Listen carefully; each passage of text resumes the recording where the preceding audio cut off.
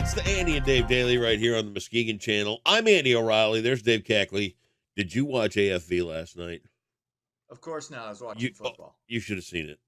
There was Uh-huh. a hairless cat with a balloon Oh my stuck to its God. ass. Oh, it was so funny. It was hysterical. Oh my God. I know, right? What will they think of next? It wasn't thought What of. will they? It just will happened. it be somebody slipping on a banana peel on a sidewalk? That might be funny. I enjoyed that. That was fun. Oh. So. God. Yeah, Such I know. Creativity. It wasn't creative. And so spontaneous. It was haphazard. They just captured it as it happened. Yeah. That's the other thing. That's just amazing. That's you. Wow. And I got to tell you what, too. We have to do a rerun of Mailbag. I messed up on Friday. What happened? And I forgot to do the ads. They usually go below us. Uh-huh. They were right over our faces. So. Really? Yeah, Mailbag again. Okay. Steph's calendar. So there it is. Oh, nice. Yeah. Very sweet. Yeah. And you? I had a great weekend. Oh, yeah. Hung out with Max. We hit the fitness center, worked out, shot some hoops, watched a ton of football. Yeah. This weekend. Yeah. And it's good. This is my Saturdays and Sundays from September until basically February are pretty much the exact same, which I love. Yeah. I love. It's great. So okay. Yeah, wonderful. Fantastic. Wonderful. Marvelous. And you? Besides, I don't know what more you could do aside from that hour of YouTube-esque videos. Well, let's take a look at my weekend. I got the John Deere out. I helped our neighbors across the street with probably 2 tons of decorative landscaping that they needed to move. So I did that. Cut the grass up at Cindy's mom's. Helped wrap up the pool. Installed a new towel bar. Got a bunch of work done. You know what? I saw that. Yeah, I did that. Saw that perusing the Facebook. Got a bunch of work done for work. Cut the grass here. What else did I do? Went to a soccer game. So some of us who may have lounged around in our thermals, if you will. I don't have thermals. You have thermals. No, I don't. Yeah, I've never actually worn a pair of thermals. In my life. Okay, whatever you're in. Your pajamas. I was in pajama pants. There were other ones of us out here beating our knuckles bloody, right? Good, yeah. That's what I do. Good for you. Yeah. Good for you. I washed the rugs too. I washed all the bathroom rugs. Look at impressive. Just saying. Can't beat that. Just saying. So anyway, are we gonna what you said you were gonna get to your reheated hamburger? I'm waiting for that story. Yeah. Okay. So I'll get to my I got a hamburger upstairs. I already had a cold piece of pizza. So that was my appetizer. Then I got the burger that I Foreman grilled yesterday, I Foreman grilled it I think on Saturday. Yeah. Oh. So I'm waiting to reheat a 2-day-old burger in about 13 or 14 minutes here. So off the Foreman grill. Yes, 100%. Love the Foreman. God bless George. All right. Wonderful. Let's regale them with some news. All right, let's do it. It's day 4 of the United Auto Workers strike. The union represents nearly 150,000 American auto workers. The strike launched last Friday. Union demanding a 46% pay increase combined with the 4-year duration of a new contract, as well as a 32-hour work week at a $40-hour pay.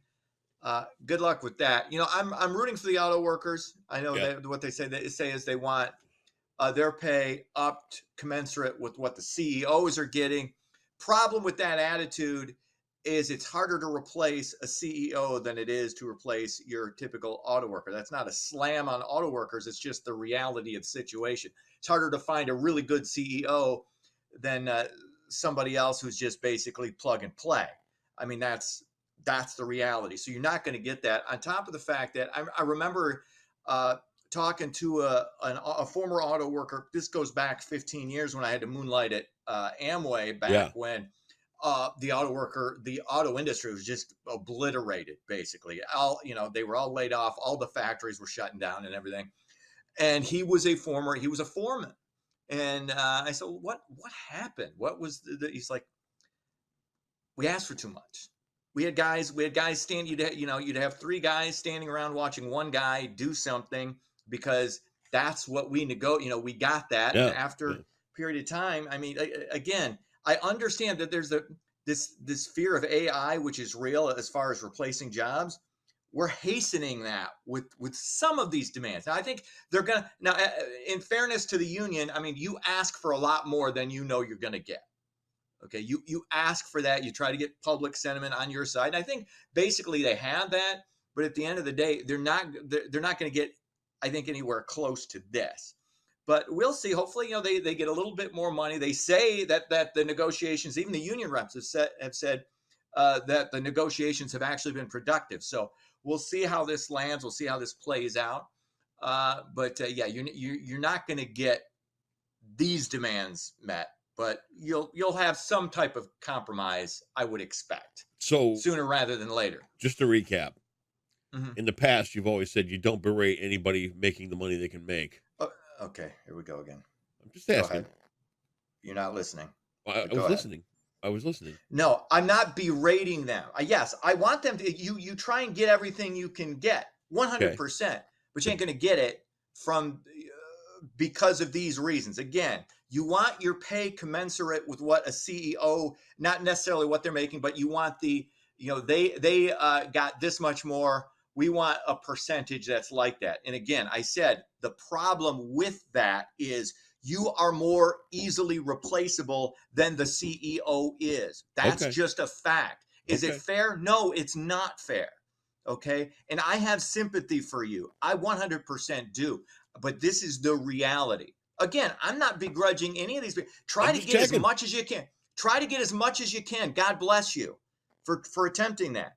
We'll see if it works out. I don't think it's going to work out the way you think it's going to work.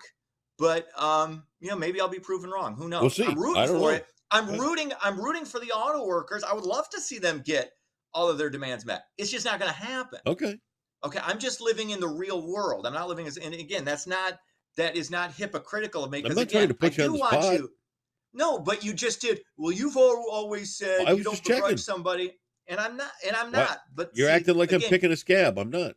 You're not listening to what I said. I wanted clarity. Then you didn't hear it. I did. I don't know how much more clear I could be. Again, rooting for the auto workers. I wanted to make sure we were clear. That's all. Yes. Well, you had to get all edgy on. Cleared up. I'm chill. Hopefully that cleared up anybody else who wasn't actually hearing what I was saying, as opposed to, just assuming, oh, you don't want them. You don't think they're worth it. It's not that at all.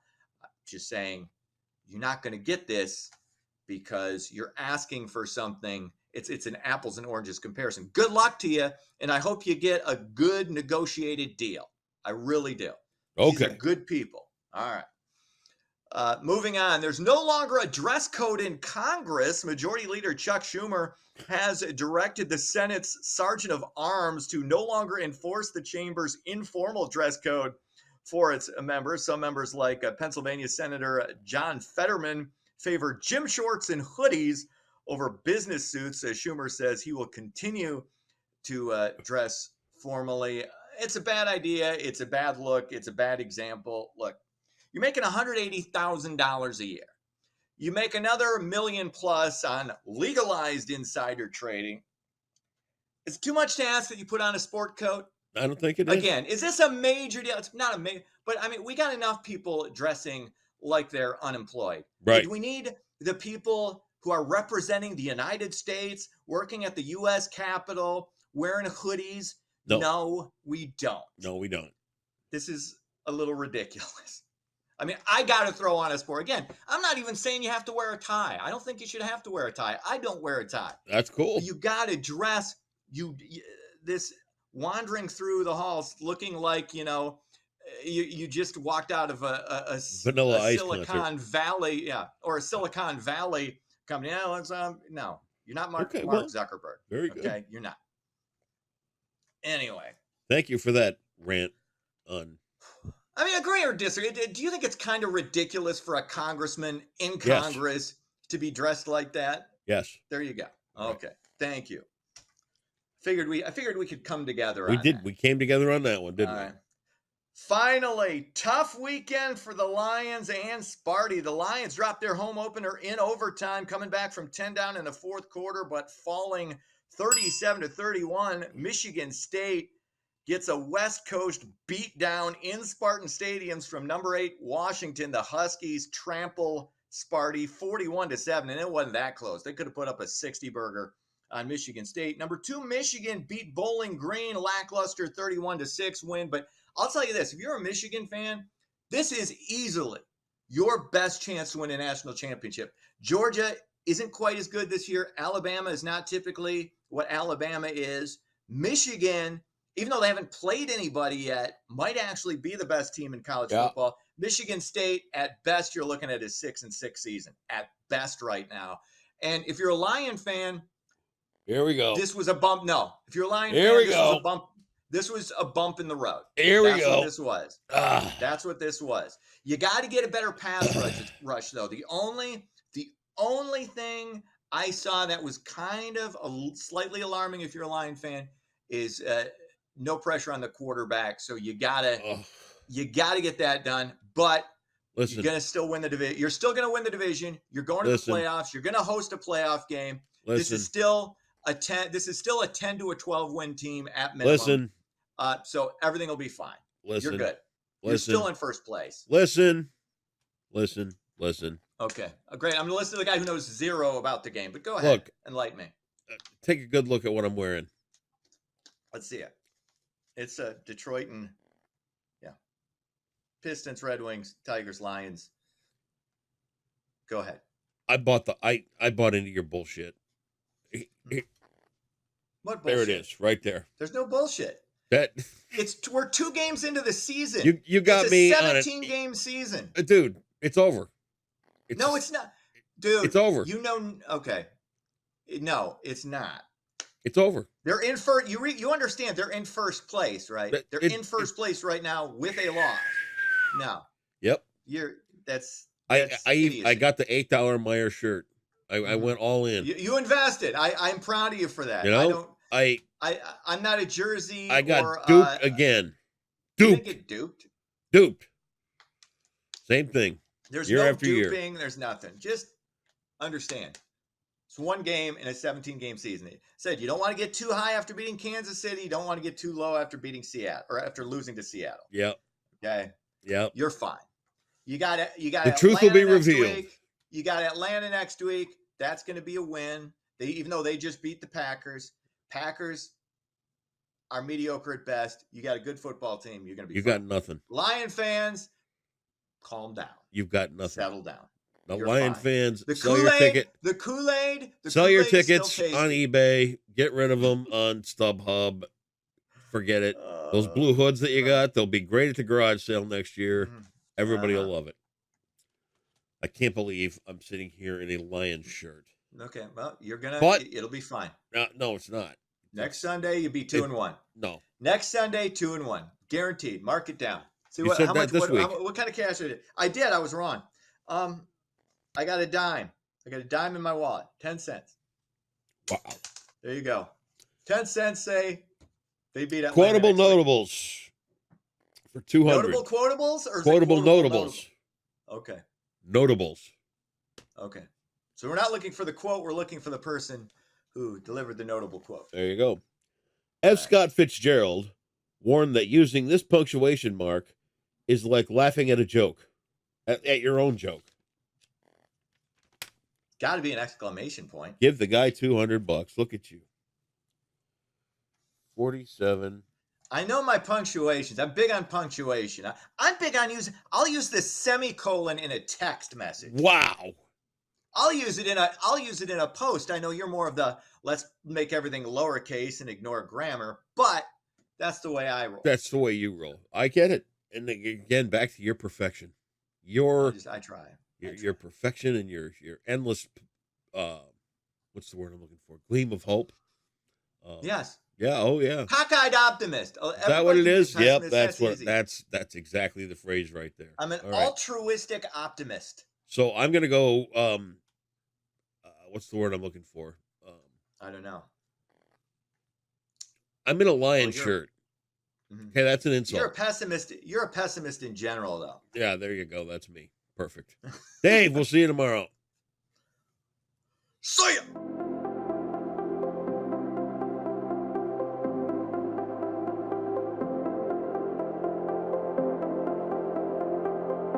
Happy Monday, Muskegon. Hope you all had a wonderful weekend. This week, weather-wise, will be pretty nice. So let's take a look at your forecast, brought to you by Trinity Health. Starting out with your weather headlines, we will pretty much be dry for the entire week. The only chance of rain, and it's a very small chance, would be Tuesday morning. Other than that, we're expecting a warm-up. Will be likely right around 80 later this week, especially by Thursday and Friday with lots of sunshine as well. Temperature-wise, today, though, will likely only stay in the upper 60s, so another cool day ahead. However, that warming trend will continue for the rest of the week. So for your Monday, expect partly cloudy skies. We'll have both afternoon clouds and morning clouds from that system with a high of 67. Winds will stay fairly light, only 5 to 10 miles per hour out of the northwest. And then overnight will cool down into the 40s. So another cold night is expected with partly cloudy to mostly clear skies. And then, like I said, Tuesday morning there's a very small chance of rain, but I'm keeping it dry as of now, with mostly cloudy skies throughout the day on Tuesday with highs staying in the 60s. However, by the time we get to Wednesday and Thursday, we'll warm up into the 70s, likely the 80s by Friday, and that will continue into the following weekend with mostly sunny skies. And that's your Monday forecast brought to you by Trinity Health on the Muskegon channel, and I'm Colton Woods Weather, and enjoy your week.